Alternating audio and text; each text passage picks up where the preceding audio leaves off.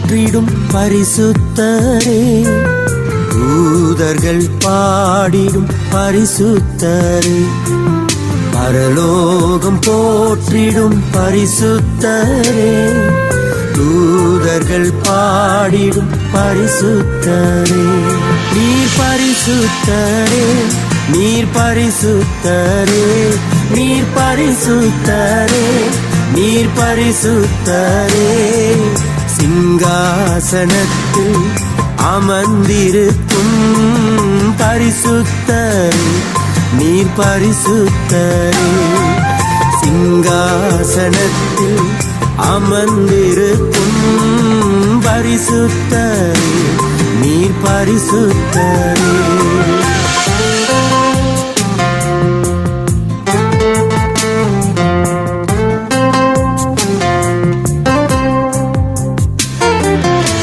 ஆதியும் அந்தமும் நீர்தானையா, அல்பாவும் மேகாவும் நீர்தானையா, ஆதியும் அந்தமும் நீர்தானையா, அல்பாவும் மேகாவும் நீர்தானையா.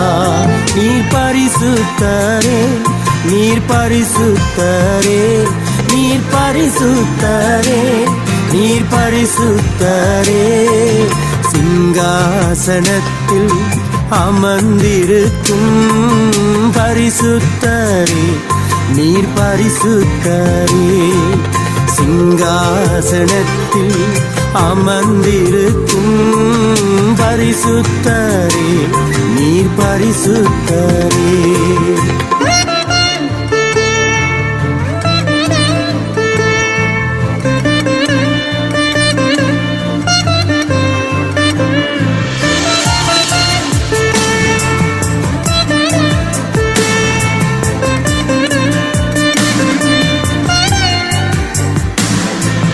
மகிமையும் மாட்சிமை நிறைந்தவரே, மகத்துவ கணமும் நிறைந்தவரே, மகிமையும் மாட்சிமை நிறைந்தவரே, மகத்துவ கணமும் நிறைந்தவரே, நீர் பரிசுத்தரே, நீர் பரிசுத்தரே, நீர் பரிசுத்தரே, நீர் பரிசுத்தரே, சிங்காசனத்தில் அமர்ந்திருக்கும் பரிசுத்தரே, நீர் பரிசுத்தரே, சிங்காசனத்தில் அமர்ந்திருக்கும் பரிசுத்தரே, நீர் பரிசுத்தரே.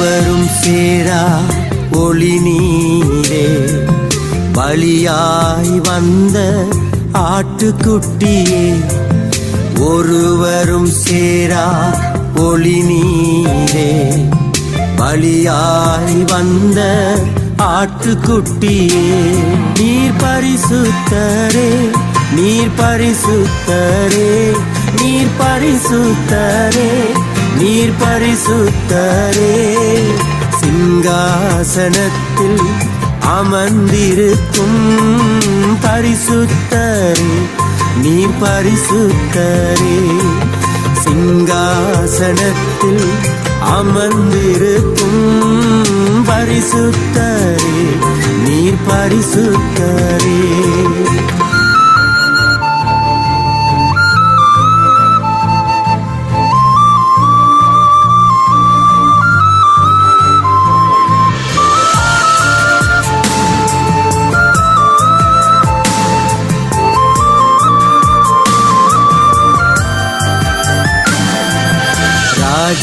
ராஜாதிராஜனும் நீர்தானையா, கர்த்தாதி கர்த்தரும் நீர்தானையா, ராஜாதிராஜனும் நீர்தானையா, கர்த்தாதி கர்த்தரும் நீர்தானையா, பரிசுத்தரே, நீர் பரிசுத்தரே, நீர் பரிசுத்தரே, நீர் பரிசுத்தரே. சிங்காசனத்தில் அமர்ந்திருக்கும் பரிசுத்தரே, நீர் பரிசுத்தரே. சிங்காசனத்தில் அமர்ந்திருக்கும் பரிசுத்தரே, நீர் பரிசுத்தரே.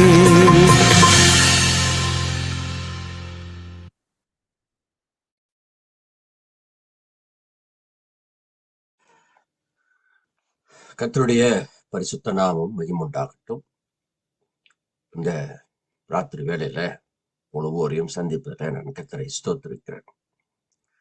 அவர் பரிசுத்தர், அவர் பரிசுத்தர், அவர் பரிசுத்தர். அந்த பரிசுத்த ஆவியானவரை குறித்து இன்றைக்கு பாடம் படிக்க நம்ம எல்லோரும் வந்திருக்கிறோம். தூதரானவர்கள் பரலோகத்துல அவரை பார்த்து நீர் பரிசுத்தர், நீர் பரிசுத்தர், நீர் பரிசுத்தர் என்று பாடி மகிழ்வார்களாம். அதே போல ஒவ்வொரு நாளும் அவரை பார்த்து நீர் பரிசுத்தர், பரிசுத்தர், பரிசுத்தர் என்று சொல்லி நாம் பாட கற்றுக்கொள்ள வேண்டும். கண்களை மூடுவோம், கர்த்தரை பார்ப்போம். அன்பு தகப்பனே, இந்த நாளில பரிசுத்தாவியானவர் என்று ஒரு தலைப்பை நாங்கள் எல்லோரும் படிக்கவும் கற்றுக்கொள்ளவும் கற்றுக் கொடுக்கவும் வந்திருக்கோம். ஆவியானவரே, நீரே எங்களுக்கு உதவி செய்யும்படி ஜெபிக்கிறோம். அறியாத, புரியாத, எட்டாத, விளங்காத காரியம் எல்லாம் நாங்கள் விளங்கி கொள்ள ஆவியானவரே நீங்க உதவி செய்யும். இந்த பரிசுத்த ஆவியானவருடைய பாடமாய் மட்டும் எங்க வாழ்க்கையில் இல்லாதபடிக்கு எங்க வாழ்க்கையில் அது நிஜமாகவும் கிரியையாகவும் மாற எங்களை அர்ப்பணிக்கிறோம். முற்றிலுமாய் ஆவியானவரே எங்களை நீங்க நடத்தும்படி ஜெபிக்கிறோம். இயேசுவின் மாறாத நாமத்தில் கேட்டு வணங்கி ஜெபிக்கிறோம் எங்க நல்ல பிதாவே. ஆமென், ஆமென், ஆமென், ஆமென். ரைட். ஒரு முக்கியமான ஒரு தலைப்புக்குள்ள நம்ம இன்னைக்கு வந்திருக்கிறோம். மிக முக்கியமான தலைப்பு, பரிசுத்த ஆவியானவரை குறித்து கற்றுக்கொள்ளும்படி நாம் வந்திருக்கிறோம். இது எப்படி சொல்லுவாங்கன்னா நியூமட்டாலஜின்னு. நியூமா என்று சொன்னா பரிசுத்தம் என்று அர்த்தம். லோஜி என்று சொன்னால் படிப்பு என்று அர்த்தம். நியூமட்டாலஜி. கிரேக்க மொழியில நியூமா என்றால் ஆவி என்று அர்த்தம். நியூமா என்றால் ஆவி என்று அர்த்தம் கிரேக்க மொழியில. நான் அப்படியே அதை காப்பி பண்ணி சாட் பாக்ஸ்ல போடுறேன். நீங்க அதை அப்படியே காப்பி பண்ணிக்கங்க. Just 1 minute.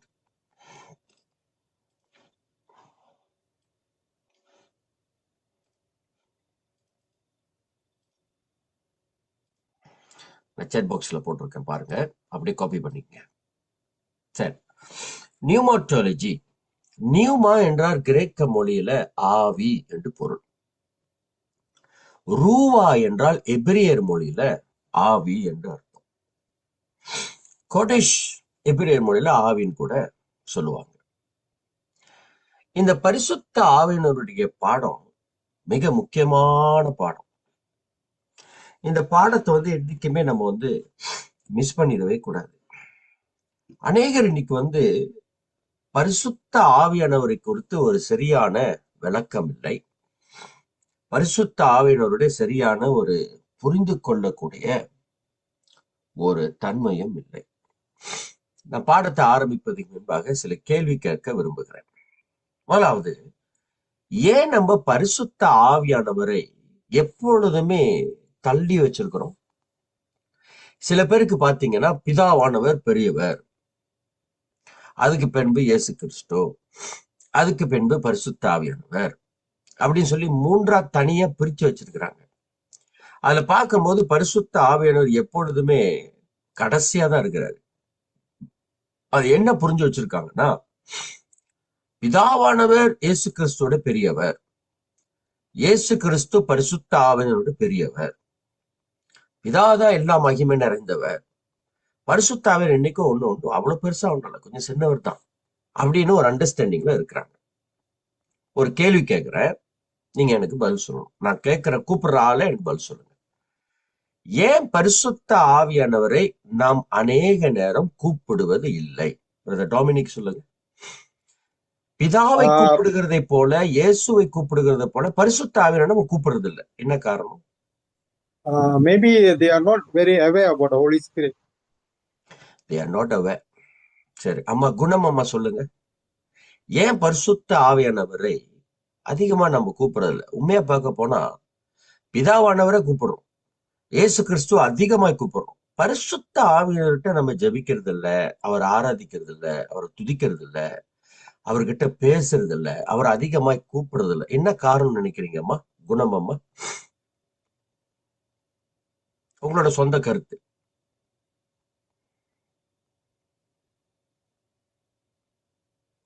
உங்க மைக் ஆன் பண்ணுங்க.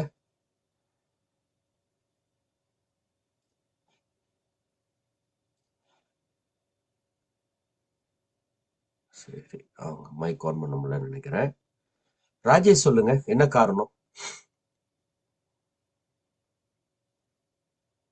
மேபி இயேசு கிறிஸ்து வந்து முதன்மையா அங்க தென்பட்டாரு. ஹாலி ஸ்பிரிட் வந்து பிற்பாடு அவர் வந்தனால அவரை வந்து அவ்வளவா ஒரு இதா எடுத்துக்கல.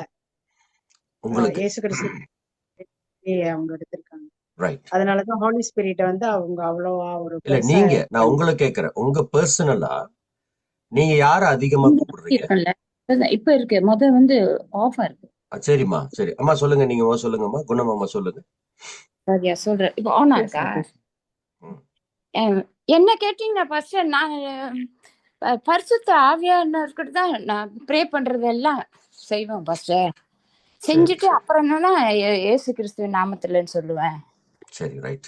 ராஜேஷ், உங்களோட பர்சனல் ஒப்பீனியன் என்ன? உங்களுடைய தனிப்பட்ட கருத்து. தனிப்பட்ட கருத்து என்னன்னு சொன்னாங்க பாஸ்டர். இப்ப நான் வந்து முன்ன வந்து எனக்கு அவ்வளவு தெரியாது இந்த ஹாலி ஸ்பிரிட் தான் நம்ம முதன்மையா வைக்கணும்னு. அப்புறம் நம்ம இதுல நீங்க டீச்சிங் கொடுத்தீங்க, இடையில கொடுத்துட்ட பிறகு நான் வந்துட்டு முக்கியமா வந்து ஆவியானவரை தான் நான் பண்ணி வைக்கிறேன். இதுதான் என்னோட இது. பிரின்சி, நீங்க என்ன நினைக்கிறீங்க? ஏன் வந்து ஜெனரலா பிதாவுக்கிட்ட பேசுற மாதிரி, இயேசு கிறிஸ்து கிட்ட பேசுற மாதிரி பரிசுத்த ஆவியானவர்கிட்ட பேசுறதும் இல்ல, அவர் ஆராதிக்கிறது இல்ல, அவர் துதிக்கிறது இல்ல? ஜெனரலி பரிசுத்த ஆவியானவர்கிட்ட people are not spending time more. Why? காரணம், அவர் பரிசுத்த ஆவியானவரே ஒரு தேவன் என்று மக்கள் அறியாமை நிமித்தமாக. அறியாமை. ஓகே, எக்னஸ் சொல்லுங்க. எக்னஸ் கிரேகரி, உங்களோட பர்சனல் கருத்து என்ன? நீங்க அதிகமா பரிசுத்த ஆவியானவர்கிட்ட பேசுறீங்களா? ஆமா பாஸ்டர், எனக்கு தெரிஞ்சு நம்ம பரிசுத்த ஆவியானவர் தான் நம்மளை பலப்படுத்துகிறவரு, நம்மள குற்றத்தை வந்து நம்மளுக்கு உணர்த்துகிறவர். நம்ம தப்பு செய்யும் போது நமக்குள்ளார ஆவியானவர் நம்மளுக்கு வெளிப்படுத்துவார், நீ செய்யறது தப்பு அப்படின்னு. அப்ப பரிசுத்த ஆவியானவருக்கு ரொம்ப முக்கியத்துவம் கொடுக்கணும் அப்படின்னு என்னோட எண்ணம். நானும் ரொம்ப பரிசுத்த ஆவியானவர் ரொம்ப நோக்கி கூப்பிடுவேன், அவரோட பலத்தை நாடுவேன், அவர் என் கூட பேசணும்னு நினைப்பேன். ஆனா ஏன் வெளியில உள்ளவங்க தேட மாட்டேன்றாங்கன்னா தெரியல பாஸ்டர் எனக்கு யான்னு. ஷலோமி சொல்லுங்க. ஷலோமி என்று ஏன் வந்து அநேகர் பரிசுத்த கூப்பிடுறது இல்ல? ஏன்னாங்க பாஸ்டர், நம்ம பிதா ஏசுன்னு சொல்லி நம்ம அவரை தான் அறிஞ்சிருக்கோம். ஆனா ஆவியானவர் வந்து இப்ப நம்ம படிச்சனால, நம்ம அநேக காரியம் தெரிஞ்சனால நம்ம ஆவியார் நம்மளோட இருக்கிறாரு தெரியும். ஆனா பிறருக்கு வந்து அது ஆழமா தெரியாம இருக்காரு. ஏன்னா ஏசுன்னு சொல்லி பழகி கொடுத்துச்சு.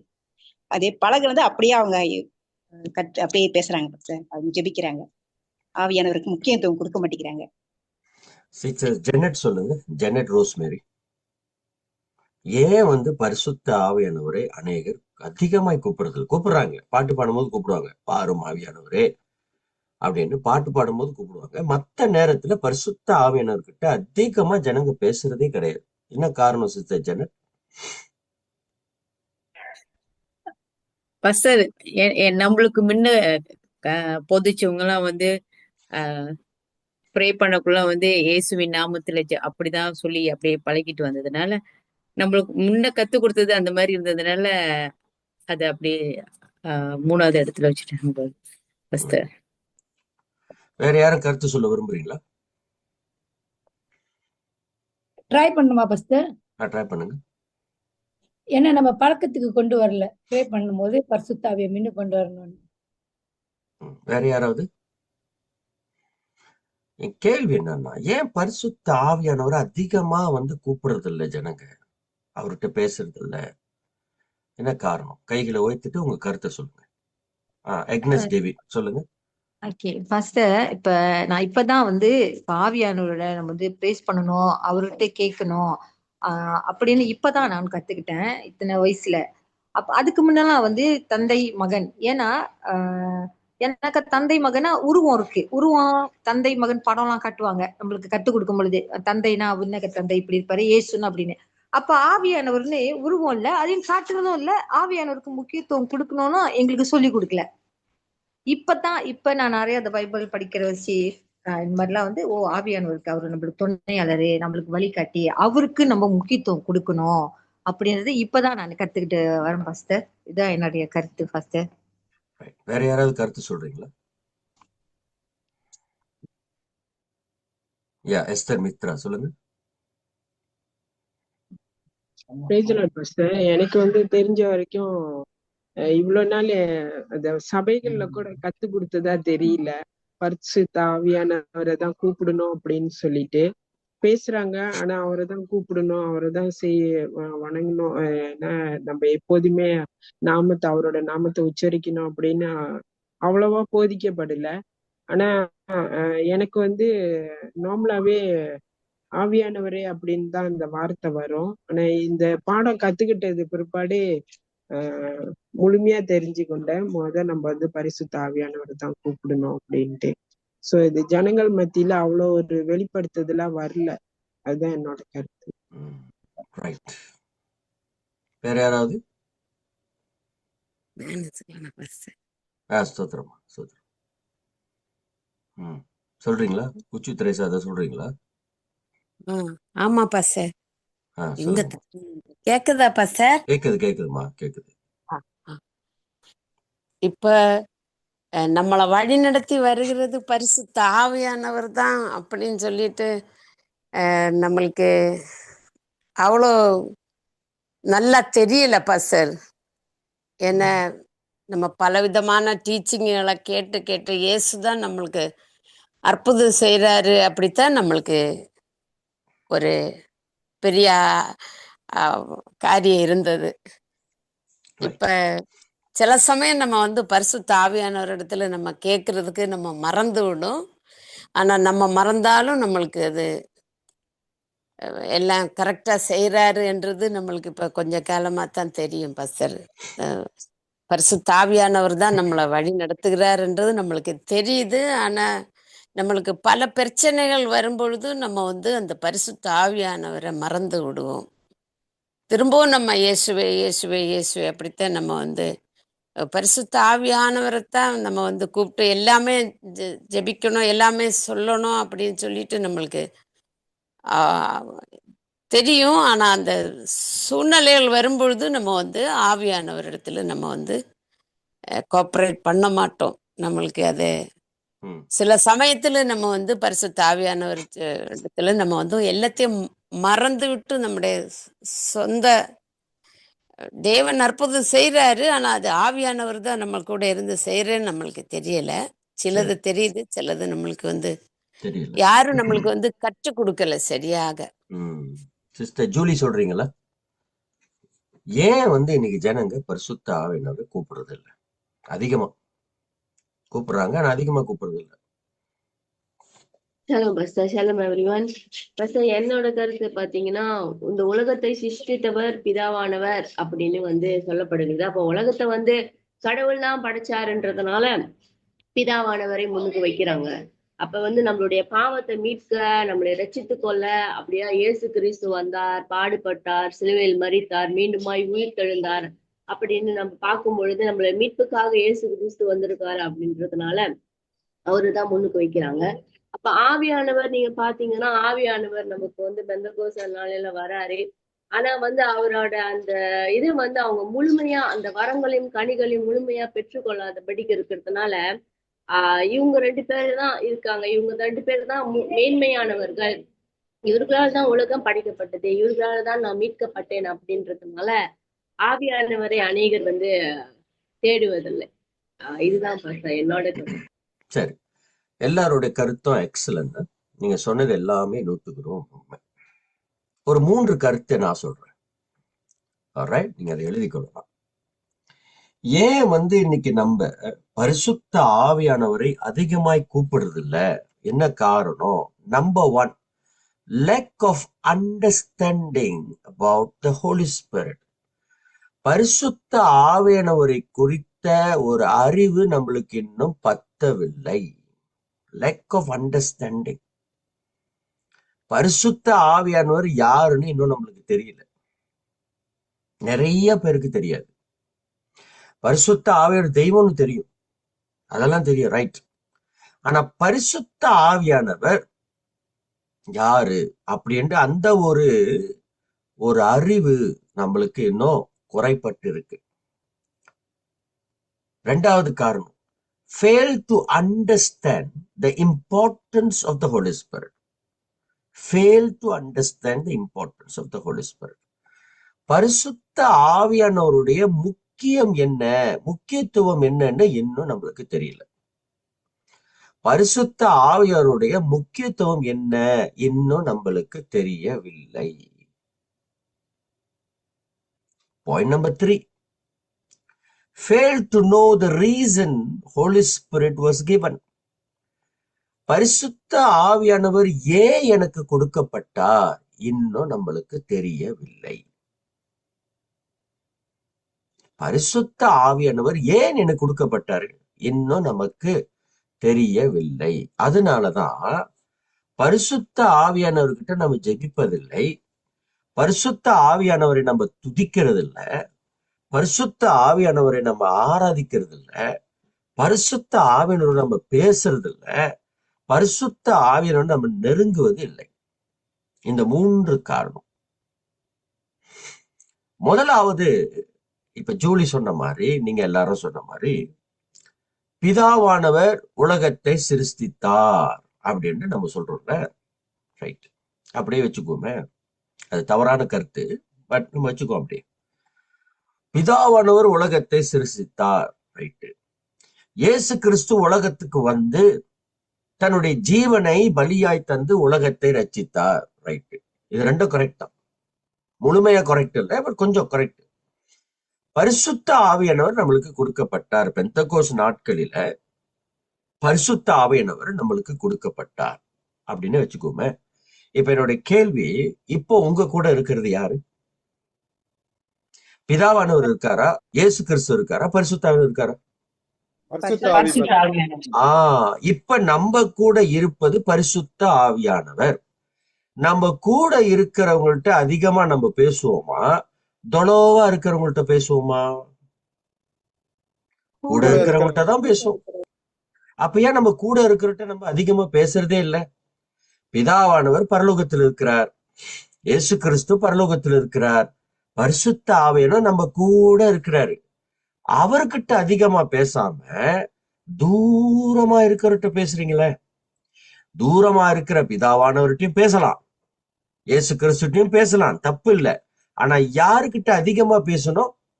யார் நம்ம கூட நமக்குள்ள நம்மளை நடத்துறாரோ, நம்மளை தேட்டுகிறாரோ, நம்மளை ஆயத்தப்படுத்துகிறாரோ, நம்மளை உற்சாகப்படுத்துகிறாரோ, நம்மளை பரிசுத்தப்படுத்துகிறாரோ, நம்மளை சுத்தப்படுத்துகிறாரோ, நம்மளை பலப்படுத்துகிறாரோ, அவர்கிட்ட தானே நம்ம அதிகமா பேசணும்.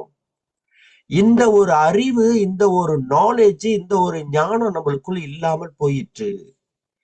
ஏன்? அழகா கருத்து சொன்னீங்க.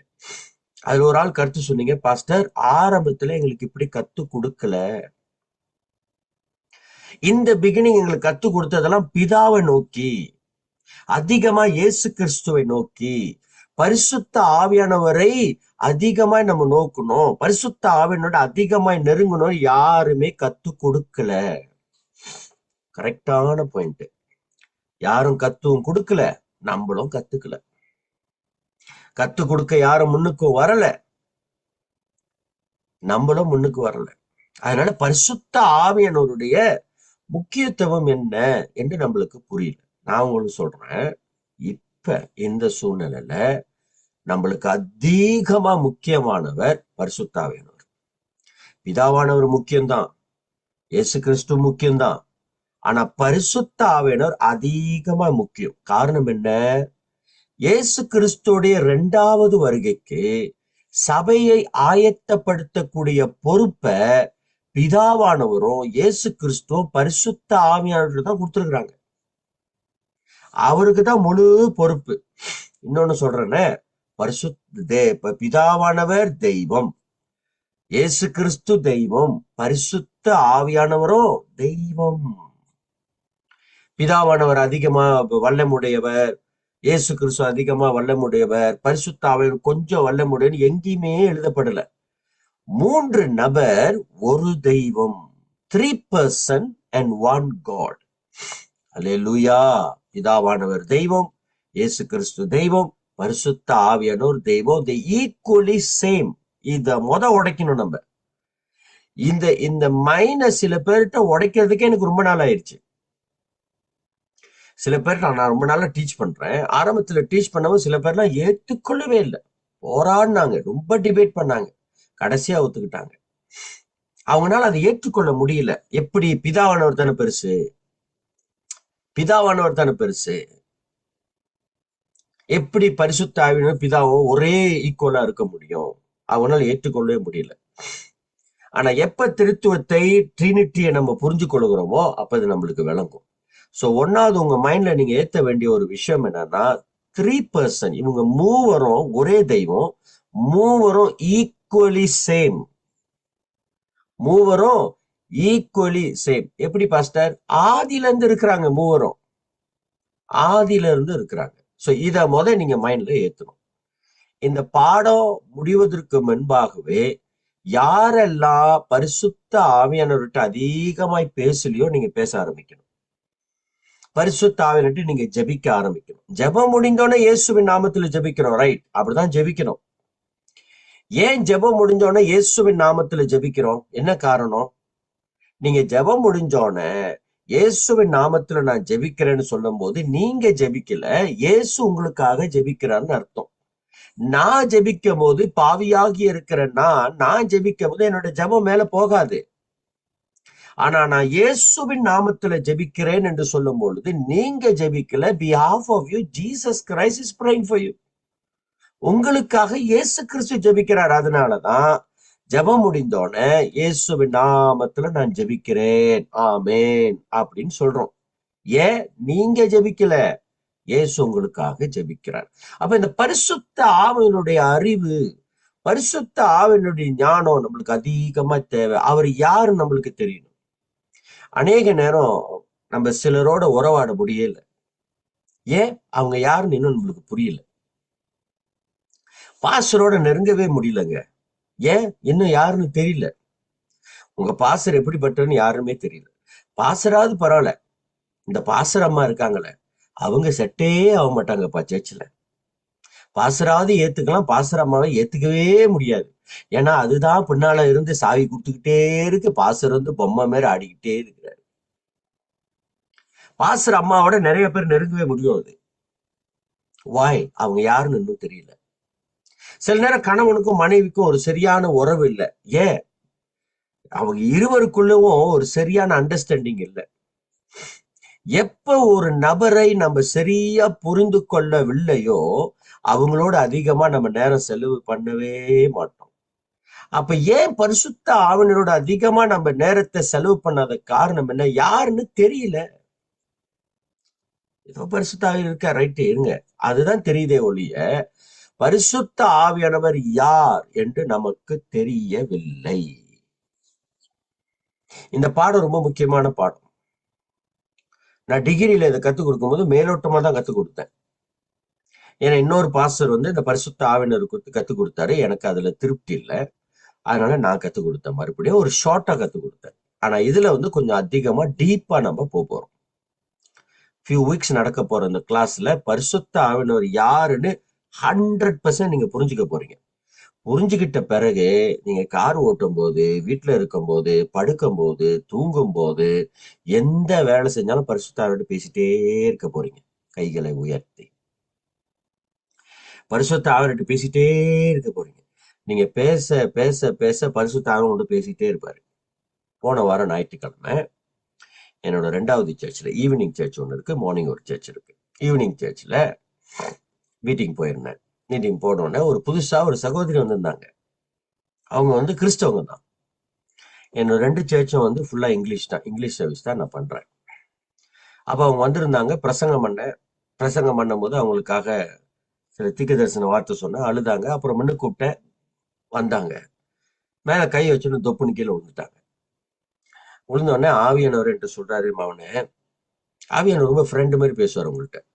எப்ப நீங்க அவர்கிட்ட ஃப்ரெண்ட் மாதிரி பேசும்போது, ஆவியானவரே, பரிசுத்தமானவரே, என் தெய்வமே அப்படிலாம் பேசணும் அவசியமே இல்லை. நான் அப்படி பேசுறது கிடையாது. நான் சிம்பிளா பேசுவேன்.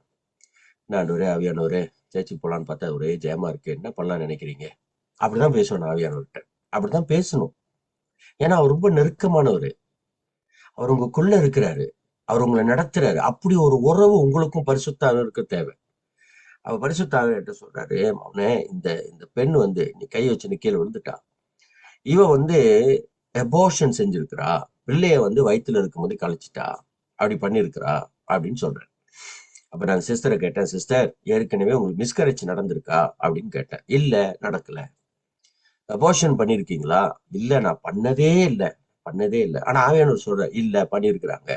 அவங்கள கேட்டா அவங்க எல்லாத்துக்கு முன்னுக்கும் சொல்றாங்க பண்ணலன்னு. நான் சொல்றேன், இல்ல ஏதோ ஒண்ணு நடந்திருக்கு என்று சொல்லுங்க என்னன்னு. கடைசியா ஒத்துக்கிட்டாங்க. ஆமா, நான் குழந்தை கன்சீவ் ஆயிட்டேன், கர்ப்பம் தரித்துட்டேன். அந்த கர்ப்பத்தை கலைக்கிறதுக்கு மருந்து சாப்பிட்டேன். இதை எப்படி என்னால உறுதியா சொல்ல முடிஞ்சிச்சு? இது ஒரு சென்சிட்டிவான விஷயங்க. எப்படி என்னால உறுதியா சொல்ல முடிஞ்சிச்சு நீங்க அபோர்ஷன் பண்ணிருக்கீங்கன்னு? பரிசுத்த ஆவியானவர். ஒண்ணு தெரிஞ்சுக்குங்க, நீங்க பரிசுத்த ஆவியானவர்கிட்ட நெருங்க நெருங்க நெருங்க நெருங்க அவர் ஒன்னும் உங்களோட நெருங்குவார். நீங்க 1% நெருங்குனீங்கன்னா அவர் 10% உங்களோட நெருங்குவார். நீங்க 10% நெருங்குனீங்கன்னா அவர் 100% உங்களோட நெருங்குவார். நீங்க 100% அவரோட நெருங்குனீங்கன்னா அவர் 1000% உங்களோட நெருங்கிக்கிட்டே இருப்பார். பரிசுத்த ஆவியானவர் உங்களுக்குள்ள வந்துட்டாருன்னா உங்களை அறியாமலே ஒரு பிரசன்ஸ் உங்களுக்குள்ள இருக்கும். இப்ப நான் பேசும்போதே எத்தனை பேருக்கு அந்த பிரசன்ஸ் உணர முடியுது? என்னால உணர முடியுது. நான் பேசும்போதே சில பேர் அந்த பிரசன்ஸை உணர்றீங்க. ஏதோ உங்களுக்குள்ள ஒரு சமாதானம் உண்டாகுது. ஏதோ ஒன்று something is happening in you now. நான் பேசும்போது ஏன் தெரியுங்களா? இந்த பரிசுத்த ஆவியானவர்கிட்ட நான் பேசும்போது அவர் ரொம்ப சந்தோஷப்படுறாரு. இப்போ என் பிள்ளைங்க என்னை பத்தி கத்துக்க வந்திருக்கிறாங்க. இனிமேல் என்னோட அதிகமா பரிசுத்த பேச போறாங்க, என்கிட்ட ஜெபிக்க போறாங்கன்னு அவர் உணர்றாரு. அவர் உணர்றதுனால அவர் சந்தோஷப்படுறது எனக்கு தெரியுது. அந்த அபிஷேகத்தை நம்ம உணர்றோம், நீங்களும் உணர்றீங்க. நான் இருக்கிறது நியூசிலாந்து தேசம், நீங்க இருக்கிறது மலேசியா. எவ்வளவு தொலைவு உங்களுக்கும் எனக்கும்? 12 மணி நேரம் ஃபிளைட்ல வந்தாலே 12 மணி நேரம். ஆனா அந்த ஆவியானவர் உணர்றோம் பாருங்க. இப்ப நம்ம பேசும்போது ஜூம் வழியாக அதை நம்ம உணர்றோம். அப்ப ரொம்ப விருப்பப்படுறாரு, ஆவியானவரை குறித்து அதிகமாய் நம்ம கத்துக்கொள்ளணும், அவரோடு நம்ம நெருங்க வேண்டும் என்று அவர் அதிகமாய் விரும்புகிறதை நம்ம எல்லோரும் உணர்றோம். ஒரு சமாதானம். எல்லாரும் கண்களை மூடி சொல்லுவோமா? நான் சொல்ற மாதிரி எல்லாரும் சொல்ல போறேன். கண்களை மூடி. பரிசுத்த ஆவியானவரே, இந்த நாள் தொடங்கி உம்மோடு அதிகமாய் நான் நெருங்குவேன். உம்மோடு அதிகமாய் நான் பேசுவேன். உம்மை நான் ஆராதிப்பேன். உம்மை நான் துதிப்பேன். உம்மை நான் போற்றி பாடுவேன். உம்மோடு அதிகமாய் நான் நேரம் செலவு செய்வேன். பரிசுத்த ஆவியானவரே, நீர் என் தெய்வம். பரிசுத்த ஆவியானவரே, நீர் என் தெய்வம். இந்த நாள் தொடங்கி மோடு நான் கிட்டி சேருவேன். உமக்கு விருப்பமில்லாத எதையும் நான் செய்ய மாட்டேன். உமக்கு விருப்பமானதையே நான் செய்து வாழ்வேன். இயேசுவின் நாமத்துல ஜெபிக்கிறோம் பிதாவே, ஆமென். இந்த பரிசுத்த ஆவியானவருக்குள்ள நெருங்கிட்டீங்கன்னா நீங்க ட்ரை பண்ணி பாருங்க, உங்க வாழ்க்கை அப்படியே அமைதியாயிரும். நீங்க பழைய மாதிரி இருக்கவே மாட்டீங்க. உங்க வாழ்க்கைக்குள்ள அப்படியே ஒரு சாந்தம் இருக்கும், அப்படியே ரிலாக்ஸ் இருக்கும் உங்களுக்குள்ள, அப்படியே நல்லா உணர்வீங்க, அப்படியே ஒரு ஒரு சமாதானம், அப்படியே அப்படியே ரொம்ப ரிலாக்ஸ் ஆயிருவீங்க. ஆர்ப்பாட்டம் இருக்காது, ஆர்ப்பாட்டம் இருக்காது. அப்படியே அமைதியாக்கிடுவார் பரிசுத்த ஆவியானவர். பரிசுத்த ஆவியானவர் தெய்வம்.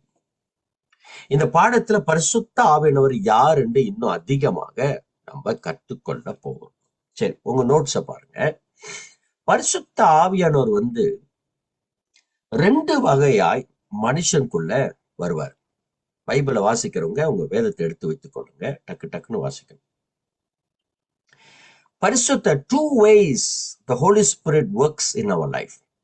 2 வழிகளில பரிசுத்த ஆவியானவர் நம்ம வாழ்க்கையில கிரியை செய்வார். 2 வழி.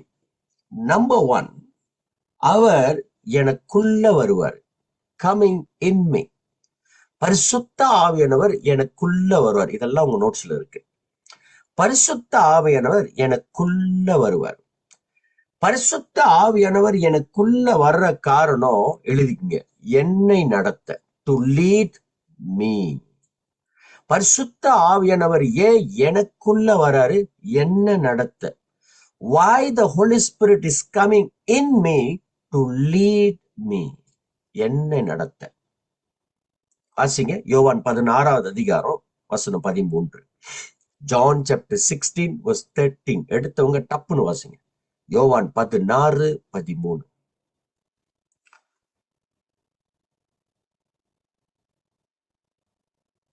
சத்திய ஆவியாகிய அவர் வரும்போது சகல சத்தியத்திற்குள்ளும் உங்களை நடத்துவார். அவர் தம்முடைய சுயமாய் பேசாமல் தாம் கேள்விப்பட்ட யாவையும் சொல்லி கேள்விப்பட்டவைகள் யாவையும் சொல்லி வரப்போகிற காரியங்களை உங்களுக்கு அறிவிப்பார்.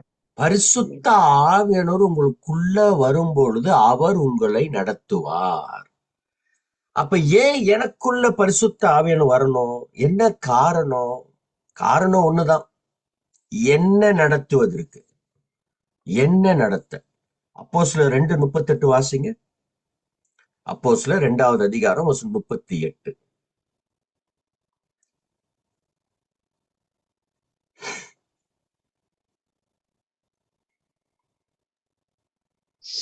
பேதுரு அவர்களை நோக்கி, நீங்கள் மனம் திரும்பி ஒவ்வொருவரும் பாவ மன்னிப்புக்கென்று இயேசு கிறிஸ்துவின் நாமத்தினாலே ஞானஸ்நானம் பெற்றுக்கொள்ளுங்கள், அப்பொழுது பரிசுத்த ஆவியின் வரத்தை பெறுவீர்கள்.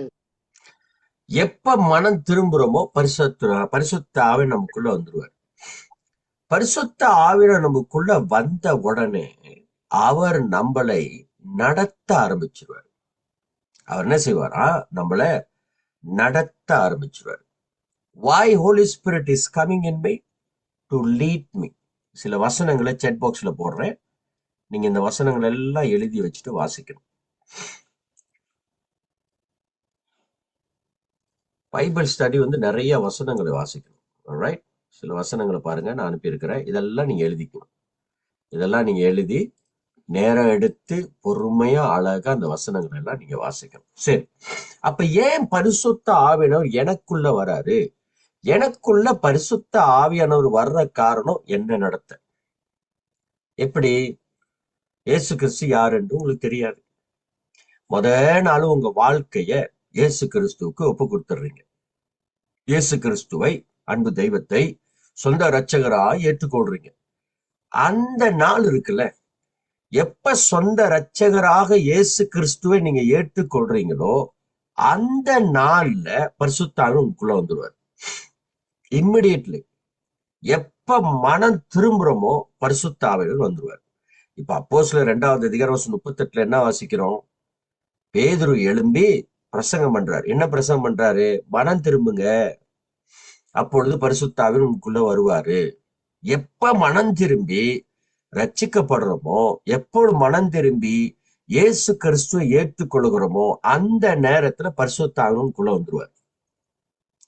எதுக்கு பரிசுத்த ஆவி எனக்குள்ள வரணும்? என்னை நடத்த, என்னை ஆயத்தப்படுத்த, என்னை சுத்தப்படுத்த, என் சிந்தனையை சுத்தப்படுத்த, என் எண்ணங்களை சுத்தப்படுத்த, பாவத்திலிருந்து என்னை கழுவ, என்னை சுத்திகரிக்க, என்னை ஒரு நல்ல கிறிஸ்தவனாய் மாத்த, ஒரு நல்ல ஒரு பிலீவரா என்னை மாத்த, ஒரு விசுவாசியாய் மாத்த பரிசுத்த ஆவி எனக்குள்ள இருந்து வேலை செஞ்சுக்கிட்டே இருப்பார். Why he's coming in you? The reason that is coming in you to make you a better person, to make you a holy person, to make you a true believer, to sanctify you, to cleanse you, to purify you. That is why Holy Spirit is coming in you. எனக்குள்ள அவர் வந்துருவார். உங்களுக்குள்ள உங்களை அவர் ஆயத்தப்படுத்துவார். எப்ப இயேசு கிறிஸ்துவை சொந்த இரட்சகராய் நாம் ஏற்றுக்கொண்ட உடனே பரிசுத்தான வந்துருவார். பரிசுத்த ஆவி எனக்குள்ள வர காரணம் என்ன நடத்த. உங்களை நடத்தாம நீங்க பிறர் நடத்த முடியாது. நம்மளே ஒரு விஷயத்துல ஒன்றும் சரியில்லை, பிறர் எப்படி சரிப்படுத்த முடியும்? நம்மளுக்குள்ளே நிறைய கோபம் இருக்கு, பிறரை பார்த்து கோவப்படாதீங்கன்னு சொல்ல முடியுமா? நமக்குள்ளே நிறைய அகங்காரம், நிறைய காரியம் நம்மளே இன்னும் திருந்தல, நம்மளே இன்னும் மாறல. பிறரை பார்த்து நீங்க மாறுங்கன்னு பேச முடியுமா? முடியாது. அவ பரிசுத்தாவின் என்ன பண்ணுவாரு? உங்களுக்குள்ள உங்களை திருத்துவார். உங்களை திருத்தி, உங்களை நடத்தி, உங்களை பலப்படுத்தி, உங்களை உற்சாகப்படுத்தி, உங்களை சுத்திகரித்து, உங்களை அழகுபடுத்தி, தூய்மையாக்கி அவருக்கு சொந்த ஜனமாய் மாற்றுகிற வேலை என் அன்பு தெய்வம் பரிசுத்த ஆவியானவருடைய வேலை. Why is coming in me? To lead me. இரண்டாவது, coming upon me. coming upon me. என் மேல இறங்கி வருகிறார். எனக்குள்ள வருவதற்கும் என் மேல இறங்கி வருவதற்கும் பெரிய வித்தியாசம் இருக்கு. உங்க நோட்ஸ்ல பாத்தீங்கன்னா coming upon me. Why Holy Spirit is coming upon me? என்ன மேல அவர் வர்ற காரணம் என்ன? To lead others through me. To lead others through me. என் மூலியமாய் பிறரை வழிநடத்த. என் மூலியமாய் பிறரை வழிநடத்த. பரிசுத்த ஆவி எனக்குள்ள வர்ற காரணம் என்ன நடத்த. பரிசுத்த ஆவியினுடைய வல்லமை என் மேல வர்ற காரணம் பிறரை வழிநடத்த. உங்களை வழிநடத்தாம உங்களை கொண்டு பிறரை அவர் வழிநடத்த முடியாது. உங்களை வழிநடத்தணும். உங்களை வழிநடத்தி உங்களை சரிப்படுத்தின பிறகு, உங்களை பக்குவப்படுத்தின பிறகு, இப்பொழுது அவருடைய வல்லமையும் அவருடைய வரங்களும் அவருடைய அபிஷேகங்களும் அவருடைய கனிகளும் அவருடைய மகத்துவம் எல்லாம் என் மேல இறங்கி வரும். என் மேல இறங்கி வர காரணம் என்ன? பிறரை வழிநடத்த. Why coming upon me? To lead others through me. இதான் பரிசுத்த அவருடைய வேலை. எப்பொழுதுமே பரிசுத்த அவர் உங்களையே நடத்திட்டு இருக்க அவரோட பிளான் இல்லை. அவரோட பிளான் என்னன்னா, உங்களை வழி நடத்திட்டு உங்களை கொண்டு பிறரை வழி நடத்துவார். அல்லேலூயா.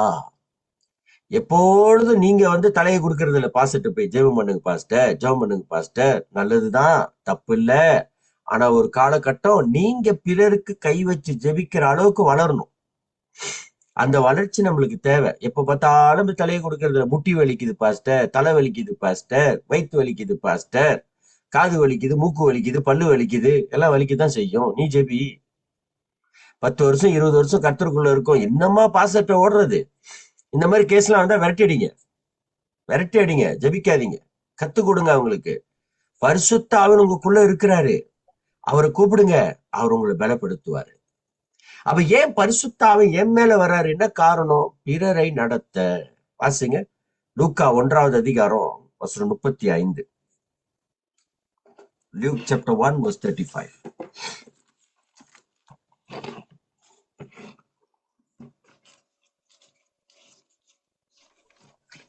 தேவதூதன் அவர்களுக்கு பிரதியுத்தரமாக, பரிசுத்த ஆவி உன்மேல் வரும், உன்னதமானவருடைய பலன் உன்மேல் நிழலிடும், ஆதலால் உன்னிடத்தில் பிறக்கும் பரிசுத்தம் உள்ளது தேவனுடைய குமாரன் எனப்படும். பரிசுத்த ஆவியானவர் உங்க மேல வரும் பொழுது ஒரு பலன் வந்துருமா? அல்லேலூயா. மத்திய 3வது அதிகாரம் வாசிங்க.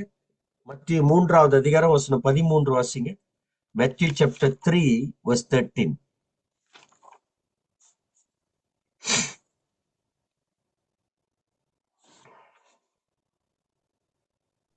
அப்பொழுது யோவானால் ஞானஸ்நானம் பெறுவதற்கு இயேசு கலிலேயாவை விட்டு யோர்தானுக்கு அருகே அவனிடத்தில் வந்தார். 14 யோவான் அவருக்கு தடை செய்து, நான் உம்மாலே ஞானஸ்நானம் பெற வேண்டியதாயிருக்க நீர் என்னிடத்தில் வரலாமா என்றான். 15 இயேசு அவனுக்கு பிரதியுத்தரமாக, இப்பொழுது இடங்கொடு, இப்படி எல்லா நீதியையும் நிறைவேற்றுவது நமக்கு ஏற்றதாய் இருக்கிறது என்றார். அப்பொழுது அவருக்கு இடம் கொடுத்தான். 16 இயேசு ஞானஸ்நானம் பெற்று ஜலத்திலிருந்து கரை ஏறின உடனே இதோ வானம் அவருக்கு திறக்கப்பட்டது. தேவ ஆவி புறாவை போல இறங்கி தம்மேல் வருகிறதை கண்டார். 17 அன்றியும் வானத்திலிருந்து ஒரு சத்தம் உண்டாகி, இவர் என்னுடைய நேசகுமாரன், இவரில் பிரியமாய் இருக்கிறேன் என்று உரைத்தது. இப்ப இயேசு கிறிஸ்து ஞானஸ்தானம் பெற்ற பிறகு பரிசுத்த ஆவியானவர் அவர் மேல வந்தாராம். அதுக்கு பிறகுதான் ஊழியத்தை ஆரம்பிக்கிறார் இயேசு கிறிஸ்து. உங்களுக்குள்ள வர்ற காரணம் உங்களை நடத்த, உங்களுக்கு மேல வர்ற காரணம் உங்க மூலியமாய் பிறரை நடத்த. இப்ப பரிசுத்த ஆவியானவர் இயேசு கிறிஸ்து மேல் வந்து இறங்கி வருகிறார். எப்படி வந்தாரா? எப்படி வந்தாரு? சொல்ல மாட்டீங்க. எப்படி வந்தாரு? புறா வடிவில புறா வடிவில வந்தார். புறா வடிவில வந்தாரா? ஒரு கேள்வி கேக்குறேன். புறா வடிவில வந்தாரா? புறாவை போல வந்தாரா? அப்படின்னா என்ன அர்த்தம்? அன்னைக்கு புறா வந்துச்சா இல்லையா? சிந்திக்கிறீங்க? இப்ப இவர் கேக்குற கேள்வியே சரியில்லை. நான் வேற என்னுடைய லோகோலையும் சர்ச்சிலையும் புறாவை தொங்க வச்சிருக்கிறேன். இப்ப ஒரு கேள்வியே பயங்கரமா இருக்கு. மறுபடியும் கேக்குறேன். சொல்லுங்க. புறா வரல பாஸ்டர், பரிசுத்த ஆவியான புறாவை போல. அன்னைக்கு புறா வந்துச்சா இல்லையா? வரல. வந்திருந்தா சுட்டு சாப்பிட்டுருப்பீங்க. அன்னைக்கு புறா வரல. புறாவை போல பரிசுத்த ஆவியானவர் வந்தார். வித்தியாசம் இருக்குல்ல இது ரெண்டுக்கும்? வசனம் இங்கிலீஷ்ல எப்படி போட்டிருக்கு? As soon as Jesus was baptized, he went up out of the water. At the moment, heaven was open, and he saw the Spirit of God descending like a dove. Correct? Like a dove. பராவை போல. அப்படின்னா என்ன அர்த்தம்? புறா வந்து gentleness, very gentle. ஆமா இல்லையா? புறாவை போல பரிசுத்த ஆவினர் இறங்கி வந்தார். வெரி ஜென்டலா இறங்கி வந்தார். புறாவை போல வந்தாரு, புறாவை வந்தாரு. புறா இப்படிதான் நம்மளுக்கு கத்து கொடுத்தாங்களே ரொம்ப நாளாவே. அதனாலதான் எல்லாரும் லோகோலயும் இன்னைக்கு புறா இருக்கு. என் லோகோலயும் இருக்கு. புறா வச்சிருக்கிறது தப்பு இல்ல. அது என்ன அடையாளம்னா பரிசுத்த ஆவியானவருக்கு அடையாளம். அது தப்பு கிடையாது. ஆனா வசனத்தை தெளிவா புரிஞ்சுக்கணும். வசனம் என்னன்னா, அன்னைக்கு புறா வந்து அவர் தலைமையில உட்காரல. புறாவை போல பரிசுத்த ஆவியானவர் அவர் மேல் இறங்கினார். இப்ப இயேசு கிறிஸ்து மேல பரிசுத்த ஆவியானவர் இறங்கின பின்பு ஊழியம் செஞ்சாரா? அதுக்கு முன்னவே ஊழியம் செஞ்சுட்டாரா? சொல்லுங்க. முன்ன இருந்தே ஊழியம். முன்ன இருந்தே எங்க முன்ன இருந்து ஊழியம் செஞ்சாரு? சொல்லுங்க. ஞானஸ்தானத்துக்கு பிறகுதானே ஊழியத்தை ஆரம்பிக்கிறாரு. இயேசு கிறிஸ்துடைய முதல் பிரசங்கம் எங்க? வாசிங்க. மத்திய 4வது அதிகாரம் வசனம் 17 வாசிங்க பாப்போம். எப்ப ஊழியம் செஞ்சாருன்னு பாப்போம். மத்திய 4:17. அது முதல் எது முதல்? வாசிங்க. இயேசு மனம் திரும்புங்கள், பரலோக ராஜ்யம் சமீபித்திருக்கிறது என்று பிரசங்கிக்க தொடங்கினார். இதுதான் இயேசு கிறிஸ்துவோட முதல் பிரசங்கம். அது முதல் இயேசு கிறிஸ்து மனம் திரும்புங்க, தேவனுடைய ராஜ்யம் சமீபமாய் இருக்கிறது என்று சொல்லி அவர் பிரசங்கம் பண்ணார். எப்ப? கவனிங்க. பரிசுத்த ஆவினர் மேல வந்த உடனே 12 வயசுல அவர் எல்லாம் பண்ணாரு. அது எனக்கும் தெரியும். ஆனா முழுமையாக இயேசு கிறிஸ்துடைய ஊழியம் தொடங்கினது எப்பன்னா பரிசுத்த ஆவியானவர் அவர் மேல இறங்கின பிறகு. அதுக்கு முன்ன இயேசு கிறிஸ்து ஊழியம் செய்ய முடியாம இல்ல, நம்மளுக்கு எல்லாம் ஒரு பாடம் கத்துக் கொடுக்கிறாரு. என்ன கத்துக் கொடுக்கிறாருன்னா, நீங்க பரிசுத்த ஆவியானவர் உங்க மேல வராம நீங்க ஊழியம் செய்ய முடியாது. அப்படி செஞ்சீங்கன்னா இதுல செய்வோம், சிந்தனையிலயோ நம்ம பலத்திலயோ நம்ம திறமையிலயோ யூடியூப்பை பார்த்துக்கிட்டு அவர் யூடியூப்ல என்ன செய்யறாரோ அதே மாதிரி நம்மளும் செய்வோம். சில பேர் பாருங்க, டிஜேஸ் ஐயா பார்த்துட்டு டிஜேஸ் ஐயா மாதிரியே தலையாட்டுறது பாட்டு பாடும்போது. எதுக்கு அந்த டிராமா போடுறீங்க? போட தேவையில்ல. நீங்களாவே இருங்க. எனக்கு ஆண்டு என் ஊழியத்துல கத்துக் கொடுத்தது ஒண்ணுதான், மகனே நீயாவே இரு. பிறரை ஃபாலோ பண்ணணும்னு அவசியமே இல்லை. அவர் கண்ணை மூடி கண்ணை திறந்து கண்ணை மூடி பாட்டு பாடுவாரு. அதே மாதிரி எல்லா கேஸும் இப்ப கண்ணை மூடுது, கண்ணை திறக்குது, கண்ணை மூடுது, கண்ணை மூடி கண்ணை திறக்க, கண்ணை மூடி கண்ணை திறக்க அபிஷேகம் வரும்னு நினைச்சிட்டு இருக்காங்க. ஒன்னும் வராது. கண்ணு வலிதான் வரும். ஐமோ ஊத்திட்டு உட்காந்து கிடக்கணும். அப்புறம் ஒன்னும் வராது உனக்கு. பரிசுத்த ஆவியானவர் நமக்குள்ள வர்ற காரணம் நம்மளை நடத்த. பரிசுத்த ஆவியானவர் நம் மேல வருகிற காரணம் நம்ம மூலியமாய் பிறரை நடத்த. அல்லேலூயா. விளங்கிருக்கும்னு நினைக்கிறேன். உங்களுக்கு 2 வழியாக பரிசுத்த ஆவியானவர் நமக்குள்ள வருவார். சரி, அடுத்தது உங்க நோட்ஸை பாருங்க. In the Old Testament, Holy Spirit comes upon the servants of God temporarily. பழைய ஏற்பாட்டுல தேவ ஊழியக்காரர்கள் மேல பரிசுத்த ஆவியானவர் வந்து போவார். உதாரணத்துக்கு வாசிங்க, யோசுவா வாசிங்க. யோசுவா 27வது அதிகாரம் வசனம் 18. டக்குன்னு வாசிக்கணும்.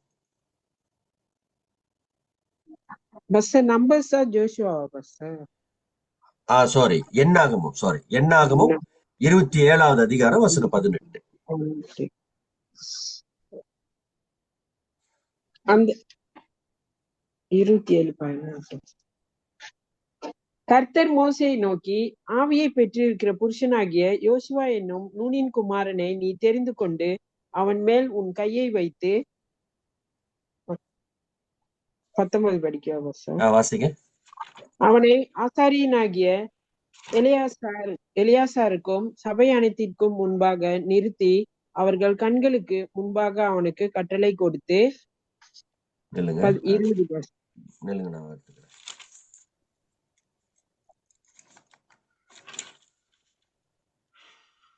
18 தான் பாஸ்டர். நம்பர்ஸ் 27, 20. ஆமா, 18 வாசிங்க. இங்கிலீஷ்ல இருக்க 18 வாசிங்க.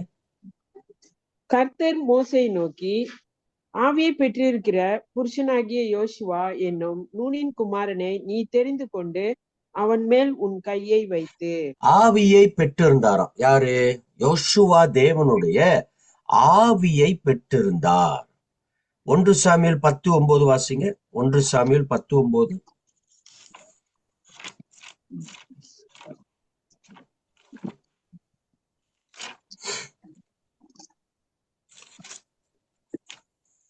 சாமுவேல் 10வது அதிகாரம் வசனம் 9.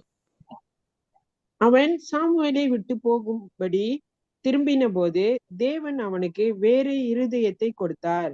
அந்த அடையாளங்கள் எல்லாம் அன்றைய தினமே நேரிட்டது. தொடர்ந்து 10வது வசனம் வாசிங்க. அவர்கள் அந்த மலைக்கு வந்தபோது இதோ தீர்க்கதரிசிகளின் கூட்டம் அவனுக்கு எதிராக வந்தது.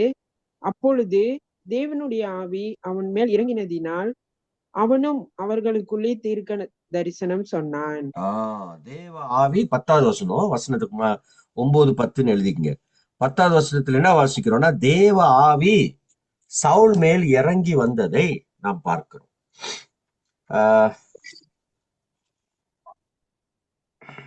நியாயாதிபதி 13வது அதிகாரம் வசனம் 25. நியாயாதிபதி செம்சன் பக்கத்துல பாருங்களேன். நான் 13:25 போட்டிருக்கேன். அது நியாயாதிபதினு எழுதிக்கங்க. Judges chapter 13 verse 25.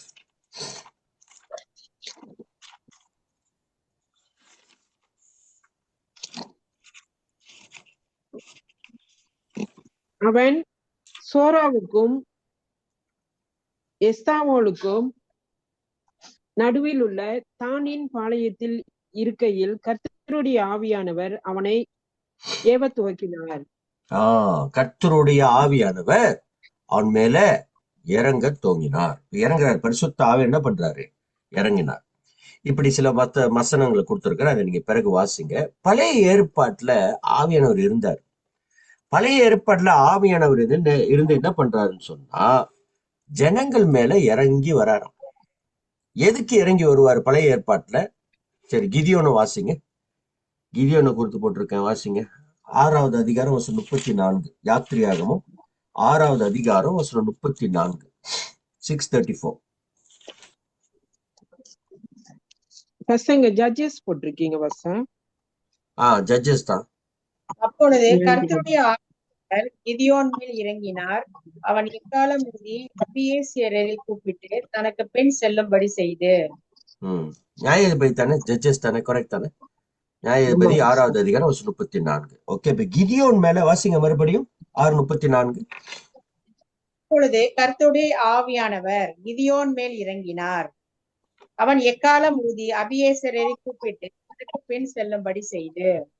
இப்ப போதும். பழைய ஏற்பாட்டுல ஆவியானவர் இருந்தாரு.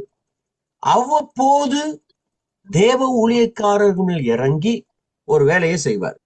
அந்த வேலையை செஞ்சுட்டு போயிடுவார். பழைய ஏற்பாட்டுக்கும் புதிய ஏற்பாட்டுக்கும் ஒரு பெரிய வித்தியாசம் உண்டு. பழைய ஏற்பாட்டுல அவ்வப்போது ஒரு வேலைக்காக, ஒரு டஸ்க்குக்காக, ஒரு நோக்கத்துக்காக பரிசுத்த ஆவியானவர் அவர் மேல் இறங்கி அந்த வேலையை முடிச்சுட்டு போயிடுவார். ஆனா புதிய ஏற்பாட்டுல நிரந்தரமாக பரிசுத்த ஆவியானவர் தன் ஜனங்களுக்குள்ள வந்து விட்டார். இதான் பழைய ஏற்பாட்டுக்கும் புதிய ஏற்பாட்டுக்கும் வித்தியாசம். அதனால பழைய ஏற்பாடுல பரிசுத்த ஆவியானவர் இல்ல அப்படின்னு இல்லை. பழைய ஏற்பாட்டிலையும் பரிசுத்த ஆவியானவர் நிச்சயமா இருந்தார். நிச்சயமா இருந்தார். அதுக்கு சில வசனங்கள் கொடுக்குறேன், வாசிங்க.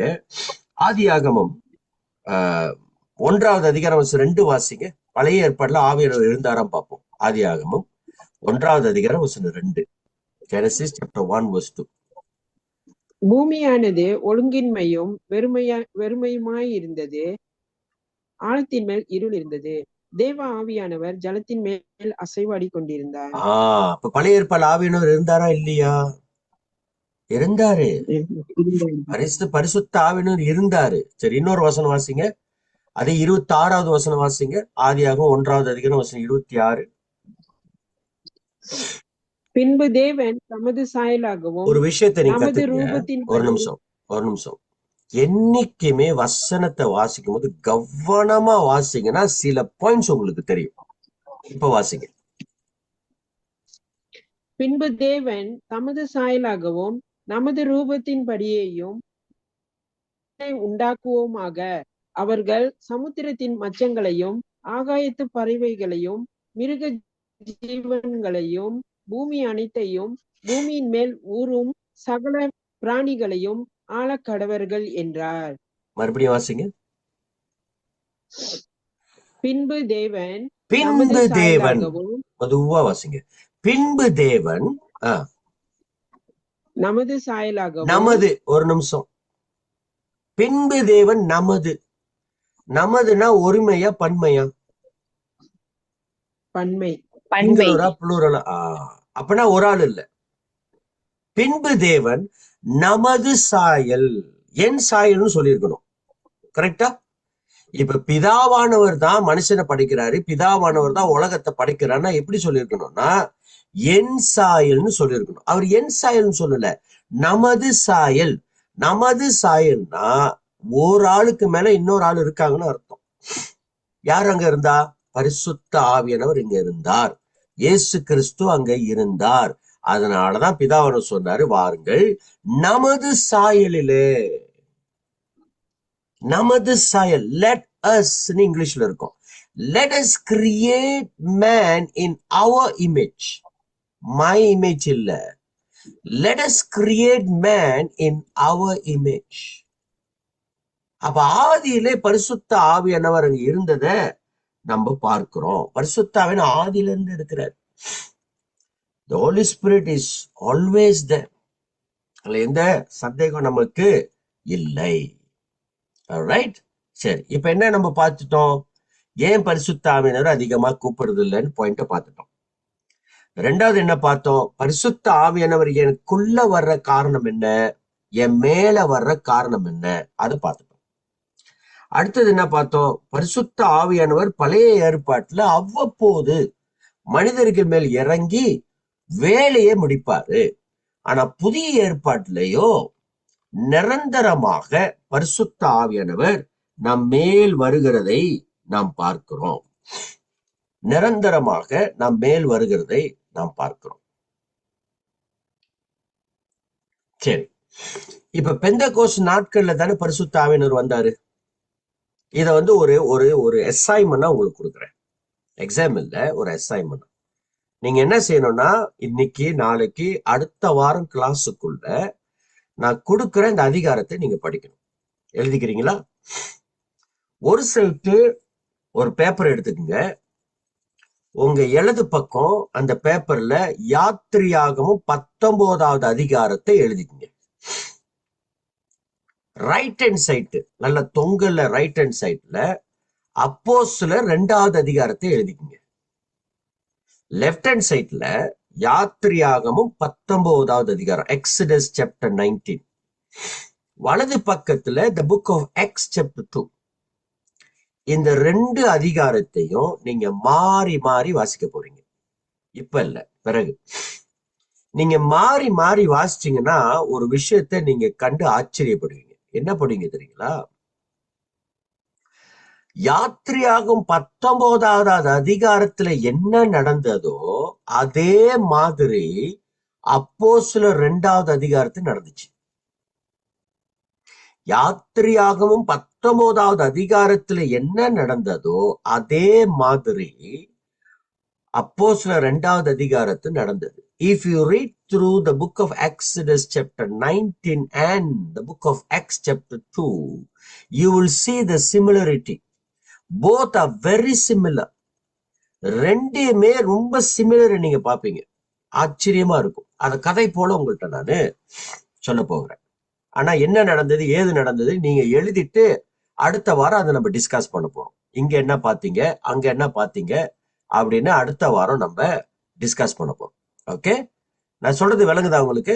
அப்படின்னா ஒரு பேப்பர்ல யாத்திரையாகும் 19வது அதிகாரத்தை வாசிக்கும் போது அங்க என்னென்ன சம்பவம் நடந்தது நீங்க எழுதணும். 1 இது நடந்தது, 2வது இப்படி நடந்தது, 3வது இது நடந்தது, நீங்க பாயிண்ட் பாயிண்டா எழுதிக்கணும். வலது பக்கத்துல அப்போஸ்தலர் 2வது அதிகாரத்துல என்னென்ன சம்பவித்தது, பாயிண்ட் 1 இது, பாயிண்ட் 2 இது, பாயிண்ட் 3 இது, இதை நீங்க எழுதணும். அடுத்த வாரம் நம்ம அதை டிஸ்கஸ் பண்ணலாம். சரி, அநேகர் சொல்றாங்க பெந்தகோஸ்ட் சரி உங்களை கேட்கறேன்னு, இந்த பெந்தகோஸ்டின் பண்டிகை அந்த நாளில எல்லோரும் வந்தாங்க, அன்னைக்கு ஆவியில நிரப்பப்பட்டாங்க. கரெக்டா? பெந்தகோஸ்ட் நாட்களில இந்த பெந்தகோஸ்ட் பழைய ஏற்பாடுல ஆரம்பிச்சுதா, புதிய ஏற்பாடுல ஆரம்பித்ததா? பத்திமாலாம் சொல்லக்கூடாது, சொல்லுங்க. புதிய ஏற்பாடு பார்த்தா. புதிய ஏற்பாடு. ஓகே, மத்தவங்க வேற? இந்த பெந்தகோஸ்டின் பண்டிகை இருக்குல்ல, இந்த பெந்தகோஸ்டின் பண்டிகை அன்றைக்கு தான் இவங்க பரிசுத்த ஆவியானவரை பெற்றுக்கொள்றாங்க. கரெக்டா? சரி, இந்த பெந்தகோஸ்டின் பண்டிகை பழைய ஏற்பாடுல ஆரம்பித்ததா, புதிய ஏற்பாடுல ஆரம்பித்ததா? பழைய ஏற்பாடுலயும் ஆரம்பித்ததுதான் பாஸ்டர். ஏன்னா மோசே கூட அந்த ஜனங்கள் அந்த அக்கினி தம்பத்தோடு தானே போறாங்க.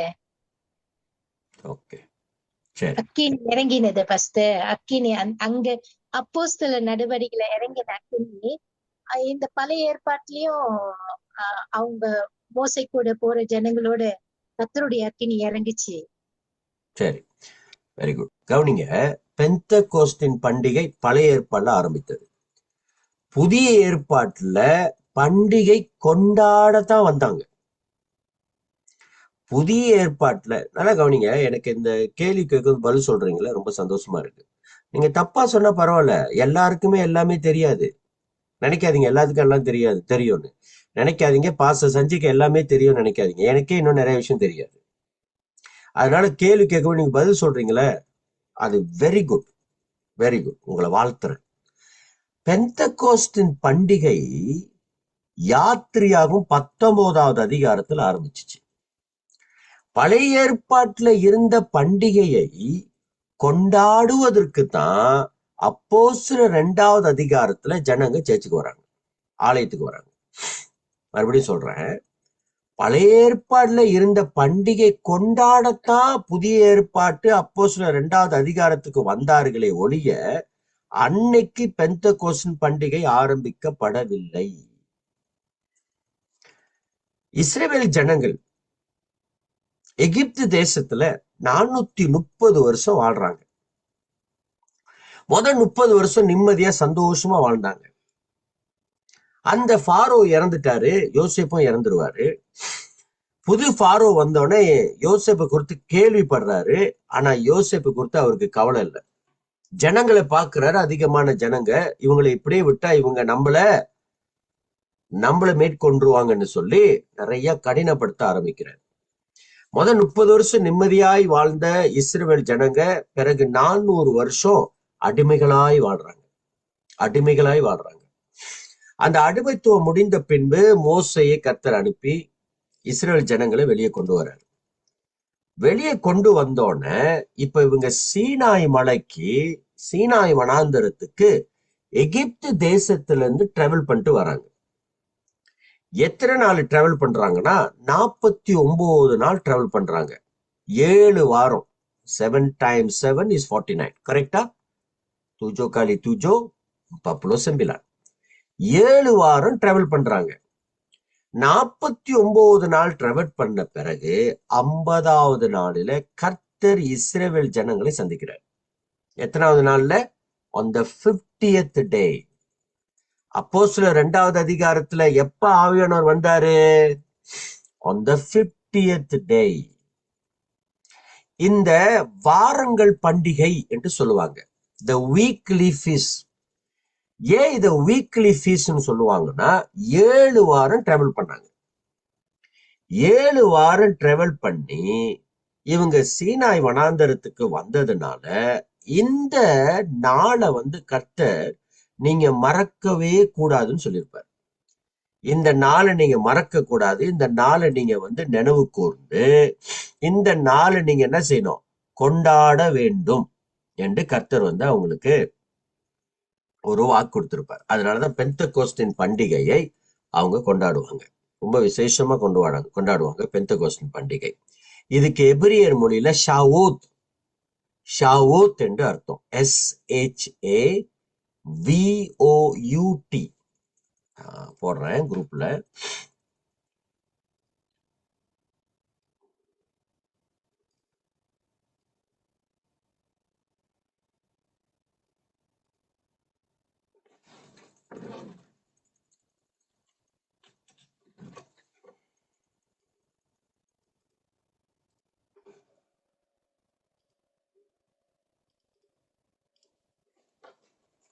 நீங்க செக் பாக்ஸ்ல பாருங்க. எபிரேயர் மொழியில இதை ஷாவோத்னுவாங்க. ஷாவோத் என்று சொன்னால் வீக்லி ஃபீஸ் என்று பொருள்.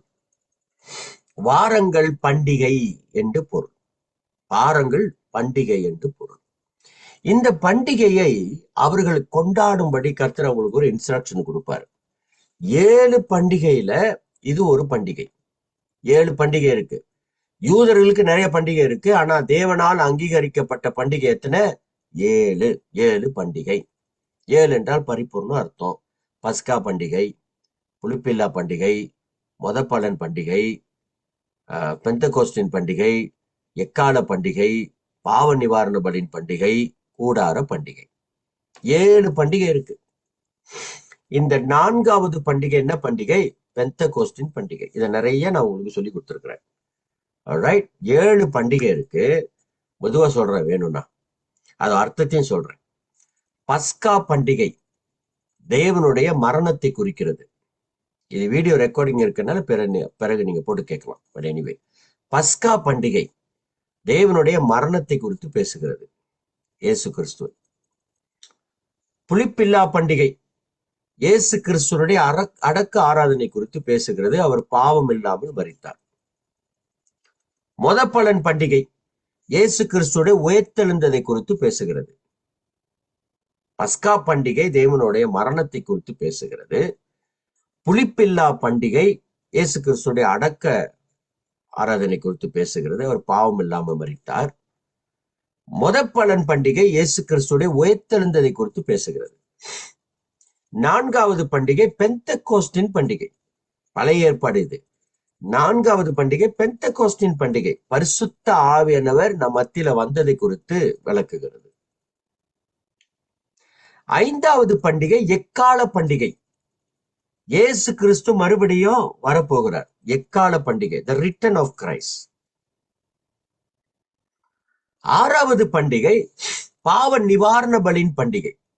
பாவ நிவாரண பலி பண்டிகை, த ஃபீஸ்ட் ஆஃப் அட்டோன்மென்ட்.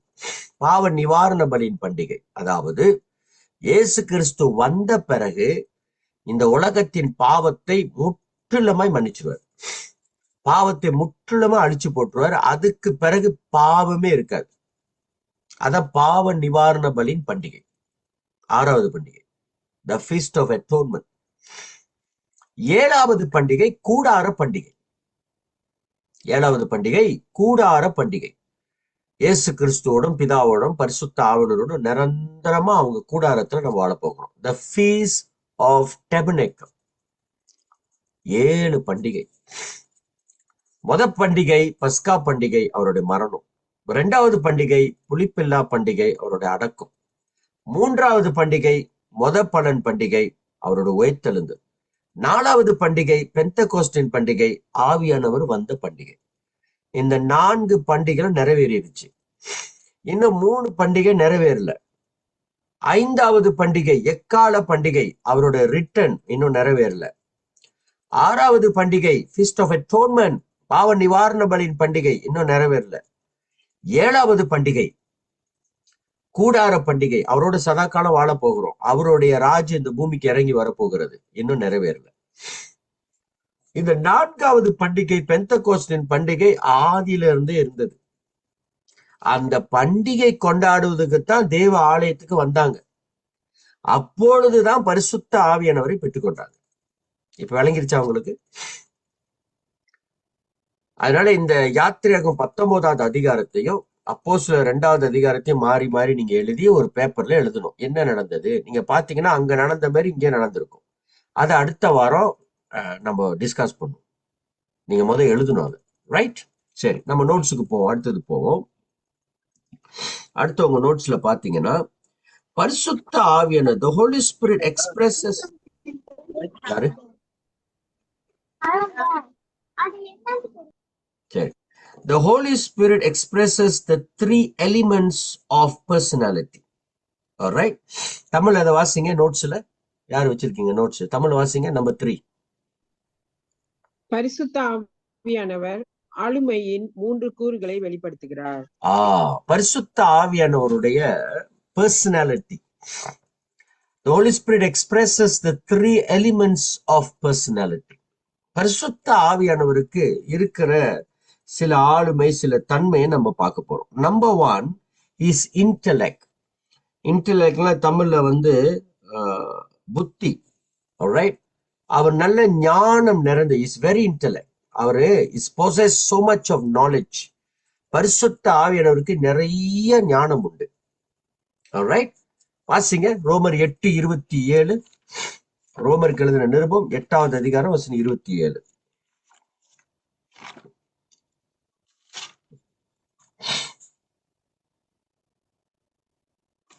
அப்படின்னு வாசிக்கணுமே.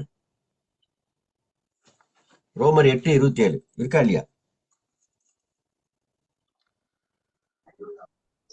ஆவியானவர் தேவனுடைய சித்தத்தின்படியே பரிசுத்தவான்களுக்காக வேண்டுதல் செய்கிறபடியால் இருதயங்களை ஆராய்ந்து பார்க்கிறவர் ஆவியின் சிந்தை இன்னதென்று அறிவார். அவருக்கு நிறைய ஞானம் இருக்கு. நம்ம சிந்தனை என்னன்னு அவருக்கு தெரியுமா? உங்க சிந்தனை என்ன இருக்குன்னு அவர் ஆராய்ந்து பார்க்கிற தெய்வம். ஏமன். யோவான் 14:26 வாசிங்க. John chapter 14 verse 26.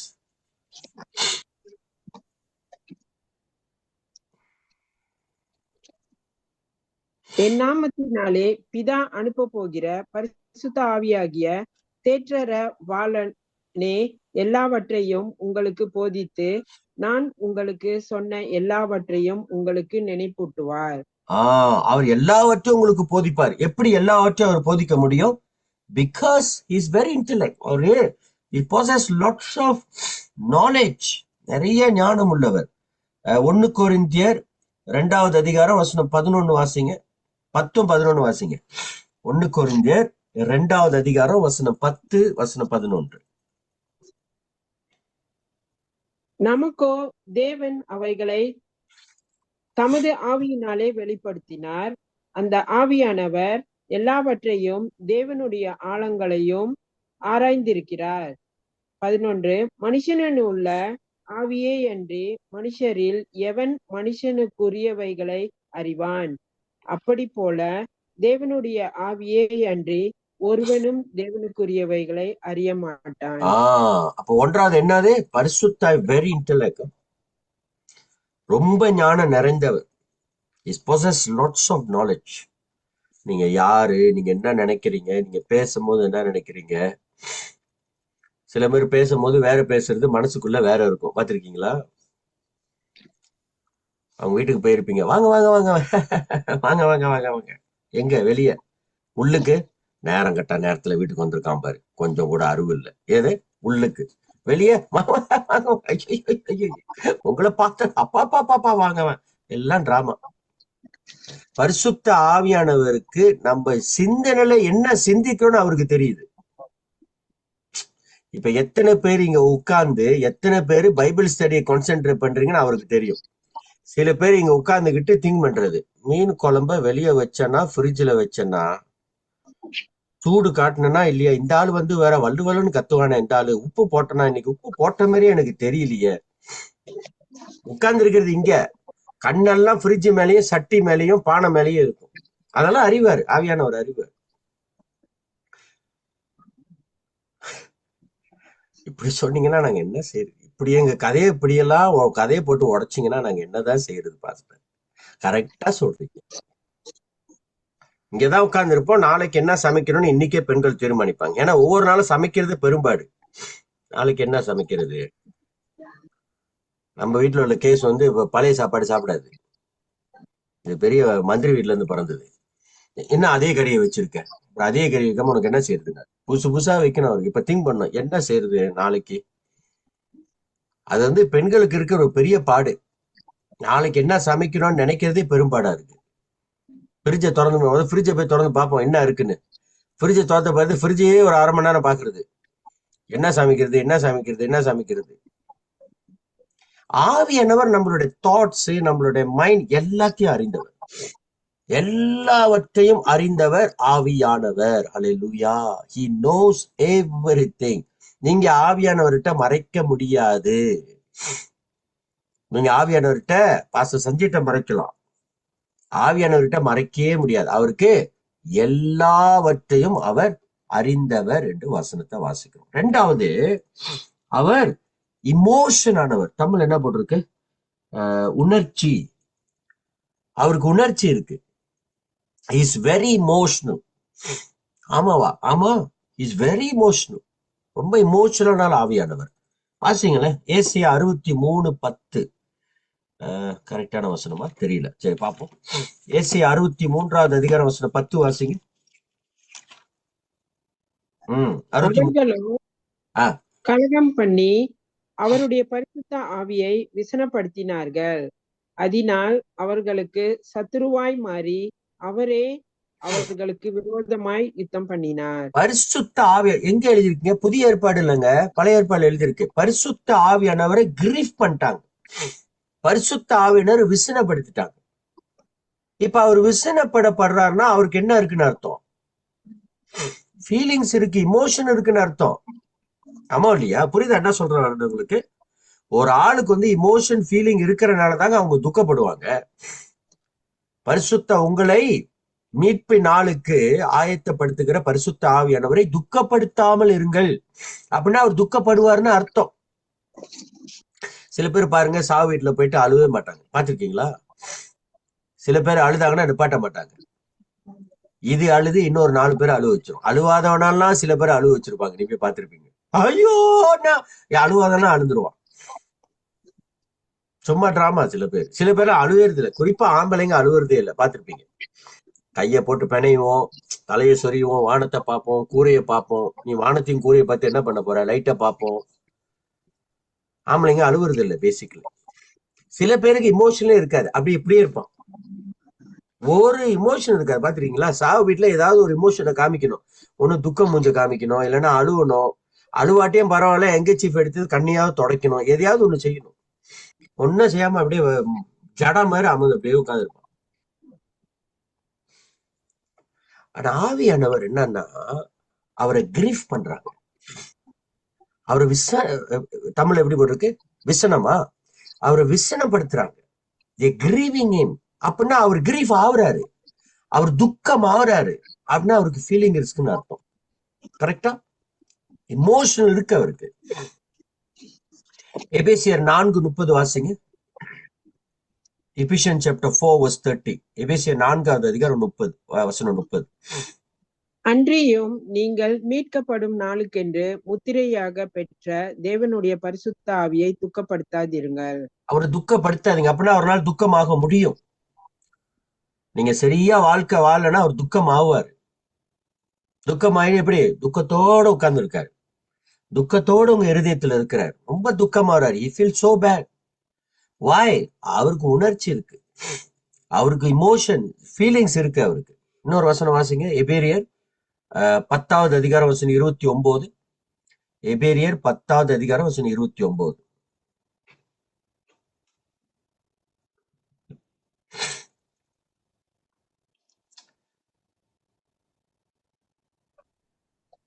தேவனுடைய குமாரனை காலின் கீழ் மிதித்து தன்னை பரிசுத்தம் செய்த உடன்படிக்கையின் இரத்தத்தை அசுத்தம் என்றெண்ணி கிருபையின் ஆவியை நிந்திக்கிறவன் எவ்வளவு கொடிதான ஆக்கினைக்கு பாத்திரவானாய் இருப்பான் என்பதை யோசித்து பாருங்க. கிருபையின் ஆவியை நிந்திக்கிறாங்க, இன்சால்ட்டிங்.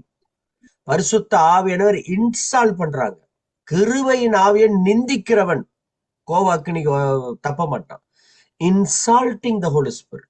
Never insult him. அவர் இன்சால்ட் பண்ண முடியும், அவரை இன்சால்ட் பண்ண முடியும். we can insult him.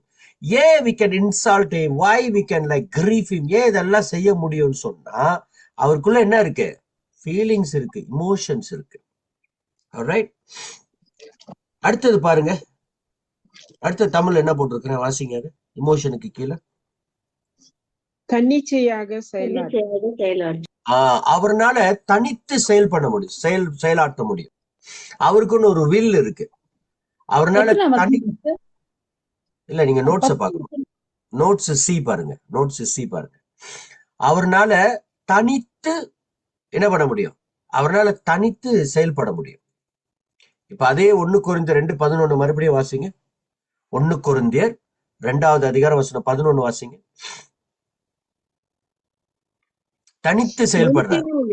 தனித்து செயல்படுறாருன்னா பிதாவுடைய உதவி இல்லாம, பரிசுத்தாரோட இயேசு கிறிஸ்து உதவி இல்லாம தனித்து அவர்னால் செயல்பட முடியும். வாசிங்க 1 கொரிந்தியர் 2:11. மனுஷனின் உள்ள ஆவியை அன்றி மனுஷரில் எவன் மனுஷருக்குரியவைகளை அறிவான்? அப்படி போல தேவனுடைய ஆவியை அன்றி ஒருவனும் தேவனுக்குரியவைகளை அறிய மாட்டான். அவர்னால அறிய முடியும், தனித்து செயல்படுறாரு. he can understand you, he knows you. அவர்னால அறிய முடியும். அப்போஸ்தலர் 8:29 வாசிங்க. அப்போஸ்தலர் 8:29. இதெல்லாம் உங்க பைபிள் நோட்ஸ்ல இருக்கு, அதனால மத்தவங்க ரெடியா இருங்க, டப்புன்னு நீங்க வாசிக்கலாம். அப்போஸ்தலர் 8வது அதிகாரம் 29.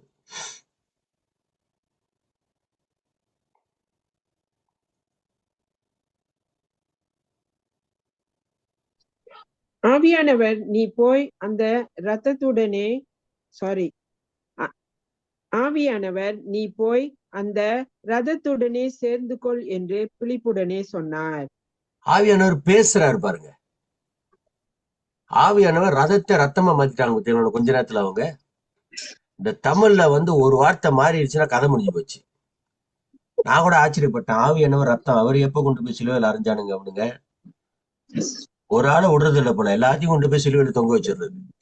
ரதத்தை ரத்தமா மாத்திட்டாங்க.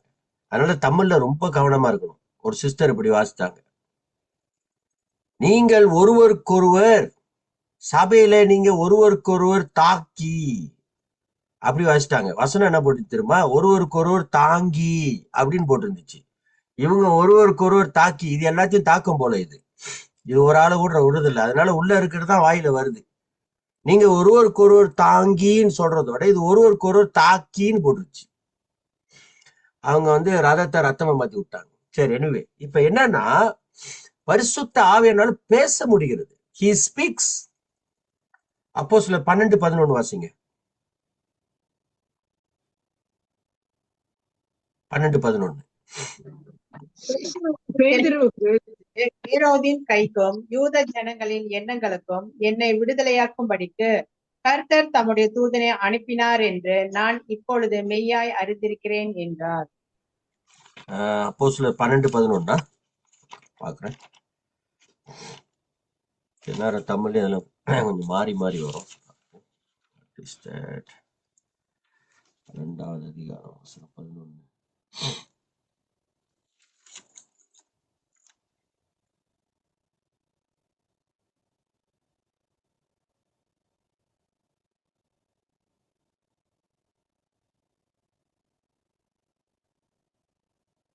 இன்னொரு வசனம் வாசிங்க.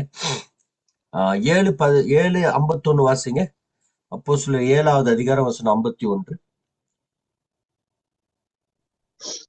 வணங்கா கழுத்துள்ளவர்களே, இருதயத்திலும் செவிகளிலும் விருத்த சேதனம் பெறாதவர்களே, உங்கள் பிதாக்களைப் போல நீங்களும் பரிசுத்த ஆவிக்கு எப்பொழுதும் எதிர்த்து நிற்கிறீர்கள்.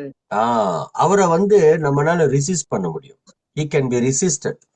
அவரை எதிர்த்து நிக்க முடியும். ஏன்னா அவருக்குன்னு ஒரு ஒரு ஒரு வில் இருக்கு. அவர் தனித்து செயல்படுகிற தெய்வம்.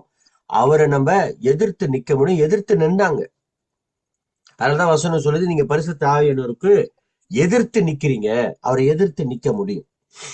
அப்போஸ்தலர் 5வது அதிகாரம் வசனம் 3 வாசிங்க. 5:3.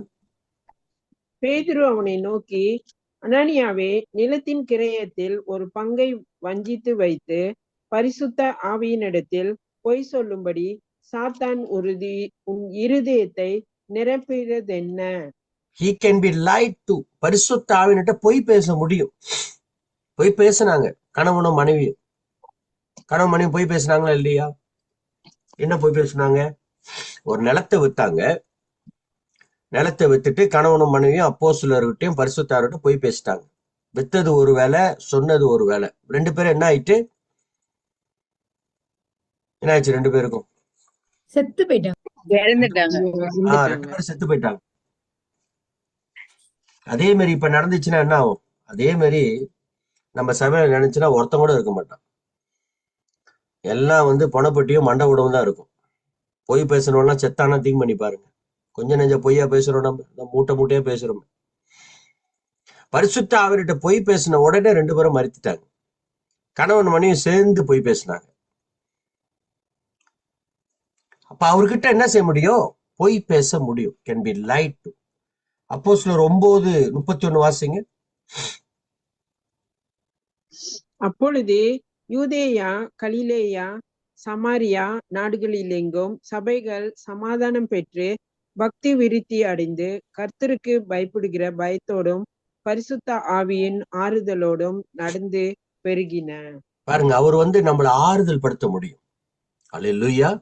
அப்ப இதெல்லாம் ஏன் நம்ம வாசிக்கிறோம்னா, அவர்னால தனித்து செயல்பட முடியும். அவர்னால தனித்து செயல்பட முடியும். இதெல்லாம் செய்யும் போது அவர் பிதாவிட்ட எல்லாம் கேட்கல. பிதாவே இதை செய்யுங்க, பிதாவே இதை நீங்க என்ன செய்யணும்னு கேட்கல. தனித்து செயல்படுறாரு. அவரால தனித்து செயல்பட முடியும். ரோமர் 8:26 வாசிங்க. ரோமர் 8வது அதிகாரம் 26. அந்தபடியே ஆவியானவரும் நமது பலவீனங்களில் நமக்கு உதவி செய்கிறார். நாம் ஏற்றபடி வேண்டிக் கொள்ள வேண்டியதின்னதென்று அறியாமல் இருக்கிறபடியால் ஆவியானவர் தாமே வாக்கு கடங்காத பெருமூச்சுகளோடு நமக்காக வேண்டுதல் செய்கிறார். ஆமென்.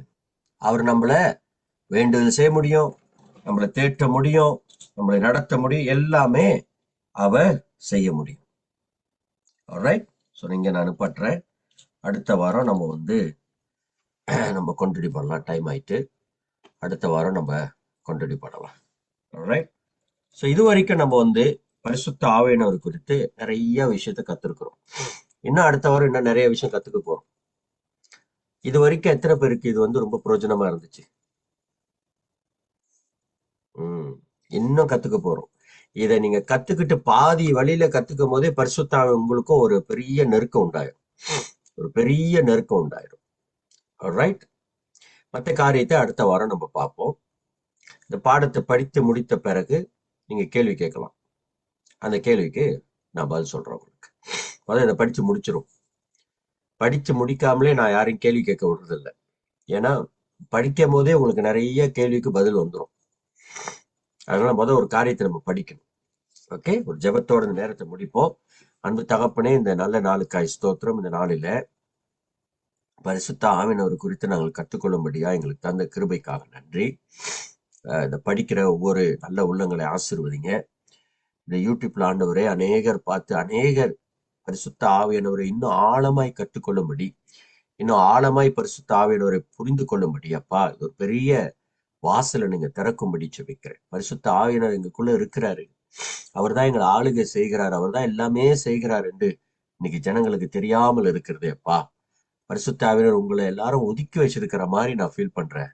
ஆண்டவரே, எல்லோரும் உங்களை ஏற்றுக்கொண்டு எல்லோரும் உமக்கு அதிகமாய் நேரம் செலவு பண்ண, உம்மோடு அதிகமாய் உண்மை புரிந்து கொள்ள, உம்மோடு அதிகமாய் பேச கர்த்தாவே நீங்க கிருபை செய்யும்படி ஜெபிக்கிறேன். உங்களோட பலத்த கரம் ஒருவரோடு இருக்கட்டும்.